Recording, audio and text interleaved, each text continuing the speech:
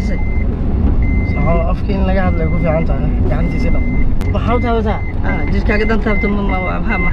محاكو جرا هذا تاوي جرك يعني هو يسوي متدير ولا وهو كسر صراحة أنا كاد كان مقتدر أنا حنيود أنا مقدنا نيود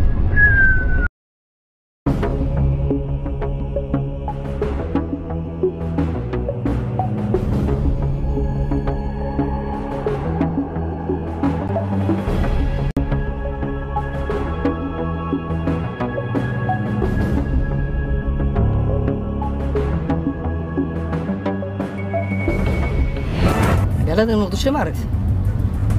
مطنا هسه مطنا ضد هسه والله خدر هذا أي تابع هذا دايوة هذا يتابع هذا دايوة يتابعني سمع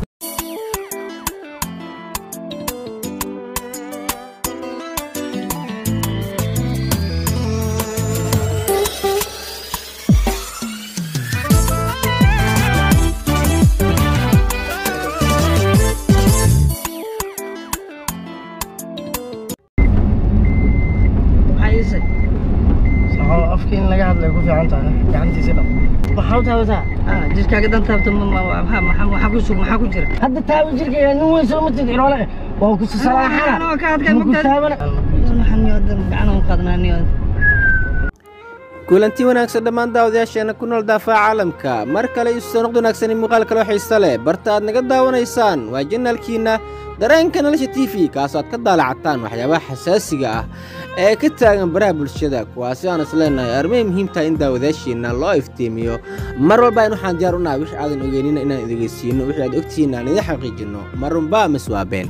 haddaba daawadayaana sharafta leh waa diyaata markii ugu horeysay aad janaalkeena soo booqato rukma janaalka walaal oo subscribe saaro furanaga baleelkaasi aad u noqto daawadaha ugu horeeya ee hela muuqaalada bartaan soo gelino daawadaheena sharafta leh mar walba waxaan heegan iyo heelan u jirnaa sidii adiga aan kaa dhigi lahayn qof maqsuud ah haddaba daawada sidaad ka soo aragto title-ka ama thumbnail-ka barnaamijka aan maanta faaqideyno ayaa daawada wuxuu yahay barnaamij aad iyo aad u xiiso badan sidaa wada ogsoonahay labadii habeen ugu dambeysay ee bishii ramadaan waxaa comeback sameeyey oo soo laabtay barnaamijkii weynaa ee qaraaxo kaasoo weji kala wato kana duwan wejigii hore aad ku barateen ee lagu samayn jiray istuudiyaha weyn ee Astaan kaasoo iminka lagu sameynayo gaari dhexdiisa waayo qofkii ma filanayo baabuur dhexdiisa ayaa branki lagaaga duubaya qofkii marnaba kuma fikirayo haddaba arrinkani uu soo saare ka yahay saxafiga weyn ee Yufle ayaa wuxuu yahay mid gaari gadaashiisa fadhiisanayo misna bothering ku sameynaya ama qofkii martida ahaa ee gaariga shirka hor saarnaa dhibaayo iyadoona booskii mulmiska ee barnaamijka ugu jirtay uu uga jiro ninka lagu magacaabo cabdi oo ah darawalka gaariga wada kaasi oo sida mulmiski ee barnaamijkii hore ay liinta ugu miireysay asna liima dhanaanta ugu miiray kaasoo labadoodii kala dhexgalaya isagoo marba isku dayay inuu qofkii yani laga xanaajinayo ku garab siiyo Yufle oo ah qofka barnaamijka sooraa ka ah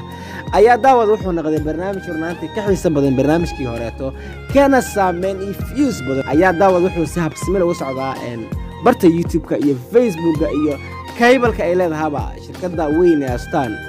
shirkadaasi oo ah shirkad ku caan baxday sameynta waxyaabaha entertainment-ga ee bulshada ay ku madadaalinayso ayaa lagu amaanayaa sida hagar la'aanta iyo shaqaalaha ay khibradda u leh sida loo madadaaliyo ee bulshada ay u qorteen aadna ka dareemi karto sida ay wax soo bandhigayaan ayaa daawada wuxuu noqday barnaamijkii qaraaxo barnaamij weji kala yeeshay haddaba caawa 7 fiidnimo waxaa barnaamijkaasi marti ku ah fanaanka weyn Khadar Keyow kaasi oo ka mid ahaa fanaaniintii la filayay sanadkii hore inay ka soo muuqdaan balse aan ka soo muuqanin balse iminka uu ka soo muuqday waliba aad iyo aad u xanaaqaya Khadar Keyow oo ka mid ah xiddigaha magaalada Muqdisho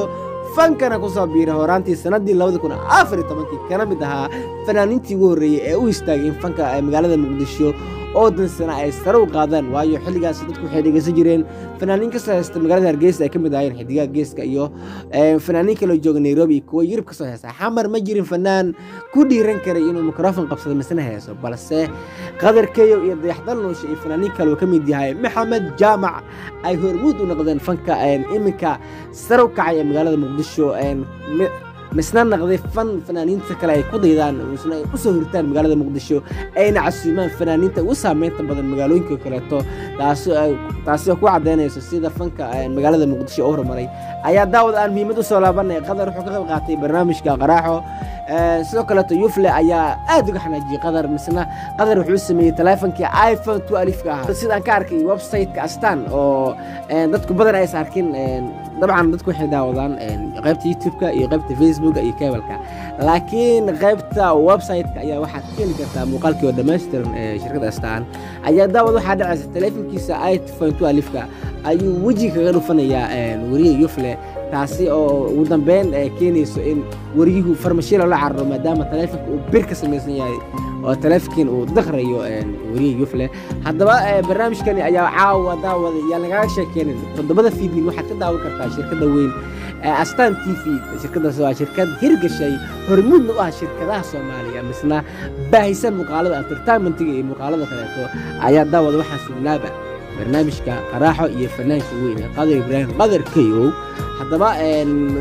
haddaba daawadahana sharafta leh arrinkaasi ayaa wuxuu arrin runaantii aan faaqideynay misna aad naga soo codsateen in maadaama aan heli karno ama website-ka Astaan lacag ku shubanayo muuqaalada aan si hordhacan u arki karno inaan idin sii faaqidno ama idin ka sii faaloono sida ay arrimuhu u wada dhacayaan ama barnaamijka Qaraaxo u dhacayo ayaa maalin walbo bartaan soo geli doonaa iyadoo sidoo kale nooca suumayin fanaaniin badan ay ka mid tahay Xamdi Bilan iyo sidoo kale Maliyuu Manka ayaa daawad waxaa leenahay hasigu waayeen ay sidoo kale tahay Looben Bilkhayr Axmed oo fanaanad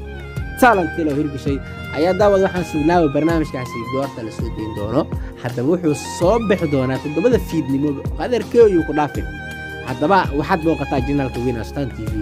subscribe saaro gambarkana furo sidoo kale channelka aad naga daawanayso subscribe saaro waayo barnaamijka intaad arkin faaladiisa ama warbixintiisa waxaad ka helaysaa barteena channelka ee dareenka nolosha TV haddaba daawadahana sharafta lahow haddii aad markii ugu horeysay aad channelkana soo booqato channelka oo subscribe saaro furana gambalka si aad u noqoto wada warri ehla muuqaalada barta soo galino daawada mar walba waxaan heegan heela u jirnaa sidii adiga aan kaaga dhigi lahayn qof maqsuud ah ugu soo gudbilayn wixii aadan ogeyn wixii aad ogtaan ku xaqiijin lahayn marba miswaafeen inta aan ku kulmi doono muuqaalka mid xiiso badan daawadahana sharafta lahow waxaan ku rajeynayaa waqti qurux badan iyo caafimaad